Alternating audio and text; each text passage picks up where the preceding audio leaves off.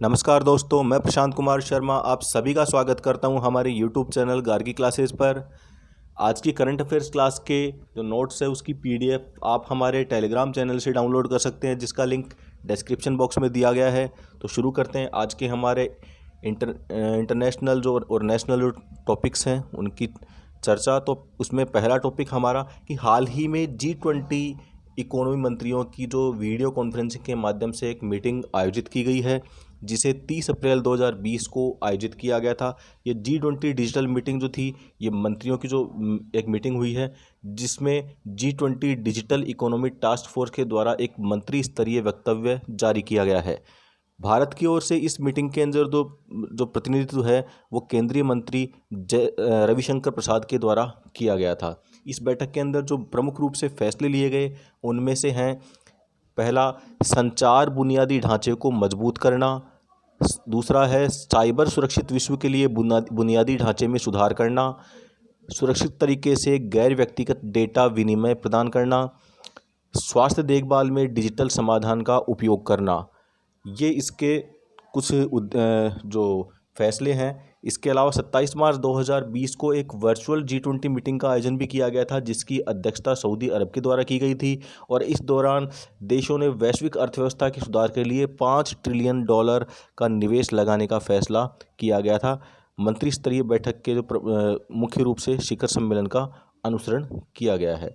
अब G20 देशों ने उसी दौरान इस मीटिंग के दौरान कृषि मंत्रियों से मुलाकात भी की, जिसके अंतर्गत सभी देश खाद्य सुरक्षा और पोषण पर एक साथ काम करने के लिए सहमत हुए हैं।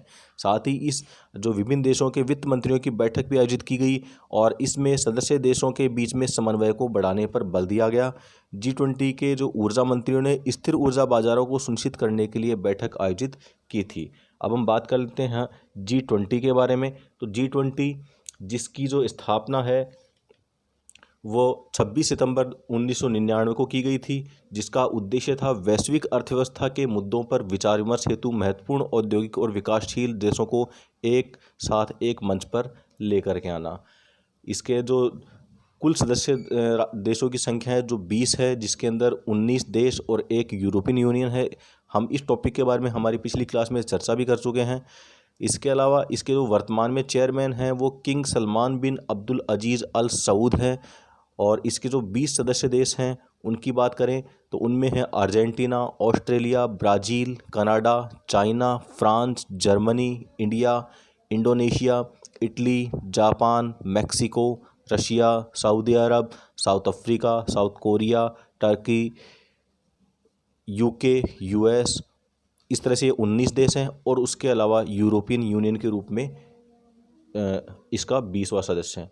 तो इस तरह से इसके कुल 20 सदस्य हैं और इसकी जो संक्षिप्त जानकारी है ये आपको दी गई। इसके बाद में हमारा अगला टॉपिक है जन औषधि सुगम। ये कोविड-19 को ध्यान में रखते हुए राष्ट्रव्यापी लॉकडाउन के कारण जन औषधि सुगम मोबाइल ऐप नागरिकों को अपने निकटतम प्रधानमंत्री भारतीय जन औषधि केंद्र यानी PMBJAK का पता लगाने और सस्ती और जेनरिक दवाओं की उपलब्धता में सहायक बन रहा है। आप इसका इंटरफेस यहाँ आप सामने देख पा रहे हैं। ये इसका इंटरफेस है, PM जो जन औषधि सुगम का जो एक इंटरफेस है।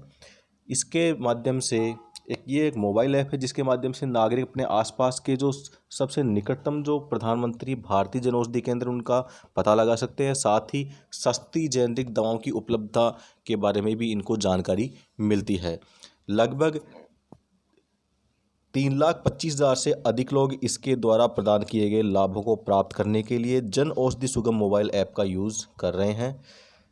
उपभोक्ताओं के जीवन को आसान बनाने के लिए डिजिटल तकनीक का उपयोग करने के लिए प्रधानमंत्री जन औषधि परियोजना यानी PMBJP का भी के लिए इस मोबाइल एप्लीकेशन जन औषधि सुगम को भारतीय pharma PSU bureau of pharma PSUs of India BPPI के द्वारा विकसित किया गया था, जो कि भारत सरकार के रसायन एवं उर्वरक मंत्रालय के तहत फार्मास्यूटिकल डिपार्टमेंट के अंतर्गत आता है। यह एप्लीकेशन आम लोगों को एक डिजिटल प्लेटफॉर्म उपलब्ध कराएगा, जिसके आधार पर वे एक तो अपने आसपास के जो जन औषधि केंद्र हैं उनका पता लगा सकते हैं। दूसरा कि जन औषधि केंद्र तक पहुंचने के लिए जो गूगल मैप है उसका सहारा ले सकते हैं। तीसरा, जेनरिक और ब्रांडेड दवाओं का अधिकतम खुदरा मूल्य यानी एमआरपी और उसकी समग्र बचत के आधार पर तुलनात्मक विश्लेषण कर सकते हैं। वर्तमान में जो देश के 726 जिलों के अंदर 6300 से अधिक प्रधानमंत्री जन औषधि केंद्र कार्य कर रहे हैं।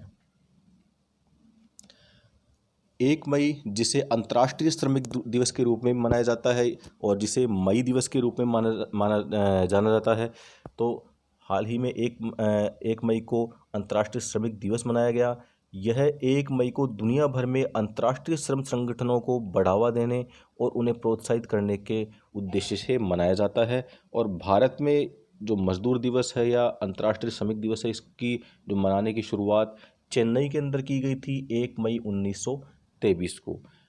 इसका जो इतिहास है जिसके अनुसार वर्ष 1980 के अंदर 1880 में वर्ष 1880 में अमेरिका के शिकागो शहर में मजदूरों ने 8 घंटे कार्य को लागू 8 घंटे जो कार्य की जो अवधि है उसे 8 घंटे लागू करने के लिए हड़ताल की थी। और उस हड़ताल के अंदर एक बम विस्फोट हुआ और साथ ही पुलिस के द्वारा गोलीबारी की गई, जिसके दौरान कई मजदूर अपनी जान गंवा चुके थे। उन्हीं मजदूरों को अब श्रद्धांजलि देने के लिए प्रतिवर्ष 1 मई को अंतर्राष्ट्रीय श्रमिक दिवस मनाया जाता है। भारत में जो लेबर किसान पार्टी ऑफ हिंदुस्तान ने 1 मई 1923 को मद्रास में इसकी शुरुआत की थी। यह वही अवसर था जब पहली बार लाल झंडा मजदूर दिवस के प्रतीक के रूप में उपयोग में लिया गया था। बजट पारदर्शिता और जवाबदेही में भारत का जो स्थान है वो 53वां रहा है। हाल ही में इंटरनेशनल बजट पार्टनरशिप यानी IBP के द्वारा ओपन बजट सर्वे जारी किया गया। इस बजट पारदर्शिता के अंदर जो स्तर है उसे 0 से 100 के पैमाने पर मापन किया जाता है, जिसके अंदर प्रथम स्थान पर 87 अंकों के साथ में न्यूजीलैंड काबिज है।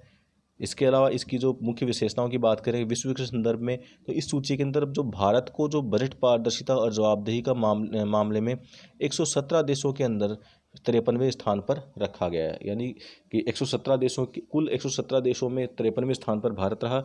इस सर्वेक्षण में भारत की जो केंद्रीय बजट प्रक्रिया के लिए 100 में से 49 का स्कोर प्रदान किया गया, जबकि वैश्विक औसत स्कोर 45 का रहा है। अर्थात भारत का जो स्कोर है वो वैश्विक औसत से अधिक रहा है, जो कि एक पॉजिटिव संकेत है।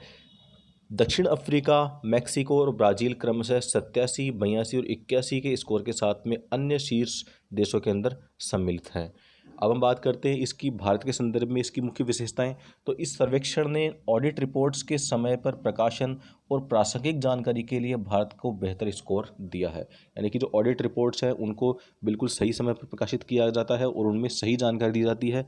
इसके अलावा जो सर्वे के अनुसार बजट 2018-19 के अंदर पूर्व बजट विवरण और मध्य वर्ष की समीक्षा का अभाव रहा। इस वजह से भारत का स्कोर इस जो रिपोर्ट है इसके अंदर कम भी रहा है।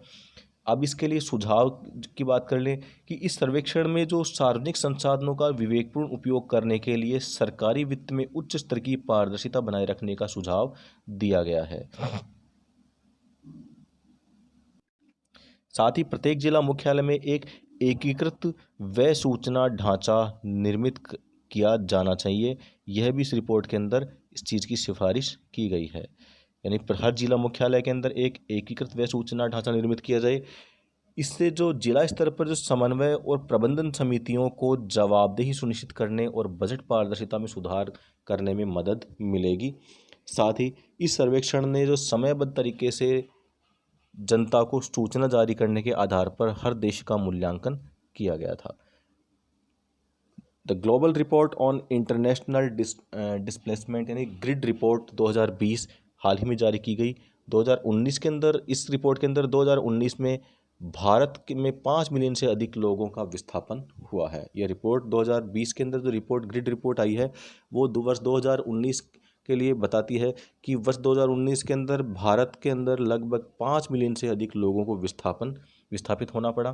आंतरिक विस्थापन निगरानी केंद्र यानी IDMC यानी international displacement monitoring centre, international displacement monitoring centre के द्वारा एक रिपोर्ट जारी की गई, the global report on internet displacement यानी ग्रिड रिपोर्ट, जिसके अनुसार भारत में वर्ष 2019 में लगभग 5 मिलियन लोग विस्थापित हुए, जो कि आज तक दुनिया के अंदर सर्वाधिक रहा है।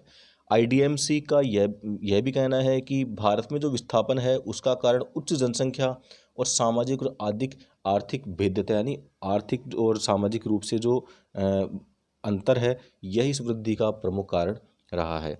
इस रिपोर्ट के अनुसार संघर्षों और आपदाओं के कारण दुनिया में लगभग 33.4 मिलियन लोगों को विस्थापन का सामना करना पड़ा है और वे 145 देशों में फैले हुए हैं। यानी ये जो विस्थापन होता है, इस विस्थापन का सबसे बड़ा कारण एक तो आपदाएं, प्राकृतिक आपदाएं, और दूसरे हैं जो संघर्ष, जो विभिन्न गुटों के बीच, विभिन्न जो संप्रदायों और जातियों के बीच में, नस्लों के बीच में जो संघर्ष होते हैं, इन्हें मुख्य कारण माना गया है। इसके अलावा हम बात कर लें ईस्टर्न एशिया यानी पूर्वी एशिया और साउथ एशिया एंड पैसिफिक, अर्थात जो दक्षिणी एशिया और प्रशांत क्षेत्र हैं, उन क्षेत्रों के अंदर जो विस्थापन का प्रमुख कारण रहा आपदाएं, यानी वहाँ पर प्राकृतिक आपदाओं की वजह से विस्थापन हुआ। साथ ही भारत, चीन, बांग्लादेश और फिलीपींस, इनमें से प्रत्येक देश के अंदर 4 मिलियन से अधिक विस्थापन दर्ज किए गए, जो एक बड़ी संख्या है। अब हम इसकी मुख्य विशेषताएं भारत के संदर्भ में देखते हैं। तो इस रिपोर्ट के अनुसार दक्षिण पश्चिम मानसून के कारण भारत में 2.6 मिलियन लोगों को विस्थापन का सामना करना पड़ा, अर्थात दक्षिण पश्चिम मानसून से जो मानसून जिसके कि अच्छा न रहने के कारण इसमें जो अपेक्षित इसके परिणाम न आने के कारण भी विस्थापन करना पड़ा।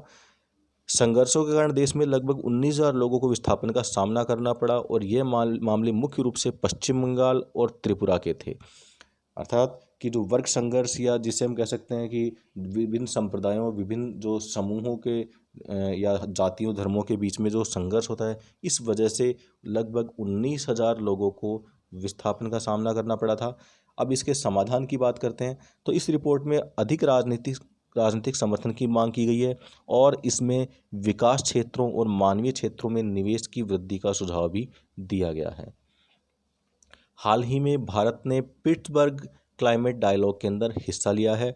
28 अप्रैल 2020 को आयोजित इस पिट्सबर्ग क्लाइमेट डायलॉग के 11वें सत्र के अंदर union minister of environment, forest and climate changes यानी कि केंद्रीय पर्यावरण, वन एवं जलवायु परिवर्तन मंत्री श्री प्रकाश जावड़ेकर ने भारत का इस डायलॉग के अंदर, पिट्सबर्ग क्लाइमेट डायलॉग के अंदर अपना प्रतिनिधित्व किया। इस संवाद की जो मेज़बानी है वो जर्मनी के द्वारा की गई और साथ ही इसकी सह अध्यक्षता यूनाइटेड किंगडम यानी ब्रिटेन के द्वारा की गई थी, जिसके अंदर 30 से अधिक देशों ने भाग लिया था। इस दौरान कोविड-19 से निपटने, जीवन बचाने और बीमारी के सामाजिक और आर्थिक जो परिणाम हैं उन्हें दूर करने के उपायों के लिए भी चर्चा की गई थी। इसमें जो पेरिस समझौते के कार्यान्वयन चरण में आगे बढ़ने की तैयारी के बारे में भी चर्चा की गई है। अब हम बात करते हैं भारत के बारे में। तो भारत ने एक जलवायु प्रौद्योगिकी की सुझाव दिया जो कि सस्ती कीमत पर सभी के लिए खुला हो। साथ ही भारत ने विकासशील देशों को तुरंत $1 ट्रिलियन का अनुदान देने का सुझाव भी दिया। अब पिट्सबर्ग जलवायु वार्ता जो है वर्ष 2009 के अंदर जो कोपेनहेगन शिखर सम्मेलन हुआ था, उसकी विफलता के बाद से जर्मनी के द्वारा इस वार्ता का आयोजन किया जा रहा है। इस वार्ता के अंदर आमतौर पर पर्यावरण मंत्रियों को, जो विभिन्न देशों के पर्यावरण मंत्री हैं, वो हिस्सा लिया करते हैं। अब ये कोपेनहेगन शिखर सम्मेलन जो कि 2009 के अंदर आयोजित किया गया था, संयुक्त राष्ट्र जलवायु परिवर्तन सम्मेलन यानी United Nations framework convention on climate change यानी UNFCCC के, जिसे आमतौर पर कोपेनहेगन शिखर सम्मेलन के रूप में जाना जाता है। और यह जो शिखर सम्मेलन है एक जलवायु समझौता देने में असफल रहा था। यह कोपेनहेगन डेनमार्क में आयोजित किया गया था और इस शिखर सम्मेलन के अंदर कोपेनहेगन समझौते का मसौदा तैयार किया गया था और इस समझौते के तहत विकसित देश $30 बिलियन तक की प्रतिबद्धता के लिए सहमत हो गए थे। इसके अलावा जो संयुक्त राष्ट्र के द्वारा जो अन्य जलवायु परिवर्तन सम्मेलन जो किए गए या जलवायु के जो संदर्भ में अन्य जो कदम उठाए गए, उनमें से हैं वर्ष 2010 के अंदर संयुक्त राष्ट्र के द्वारा ग्रीन क्लाइमेट फंड की स्थापना की गई थी और इसके बाद में 2 वर्ष बाद वर्ष 2012 में क्योटो प्रोटोकॉल को अपनाया गया था और वर्ष 2015 के अंदर पेरिस समझौते को अपनाया गया था, जो कि जलवायु के संदर्भ में आयोजित किए गए थे। इसी के साथ हमारी आज की जो क्लास है, करंट अफेयर्स की क्लास, वो कंप्लीट होती है। और साथ ही हमारा जो आज का जो प्रश्न है वह है, हाल ही में प्रधानमंत्री नरेंद्र मोदी की अध्यक्षता वाली उच्चाधिकार प्राप्त समिति ने सतर्कता आयुक्त के पद पर किसकी नियुक्ति की सिफारिश की थी? तो आपको अपना जवाब अपने मन में सोचना है। तो इसका सही जवाब है सुरेश एन पटेल के नाम की सिफारिश की गई थी, जिन्हें 3 दशकों के बैंकिंग सेक्टर का जो अनुभव था और वे अब दिसंबर 2022 तक इस पद पर कार्य करेंगे। और आपको जैसा कि पता है कि मुख्य सतर्कता आयुक्त और अन्य जो सतर्कता आयुक्त हैं, उनका जो कार्यकाल है वो 4 वर्ष या 65 वर्ष की आयु तक के लिए होता है। इसी के साथ हमारी आज की करंट अफेयर्स की क्लास कंप्लीट होती है। Thank you.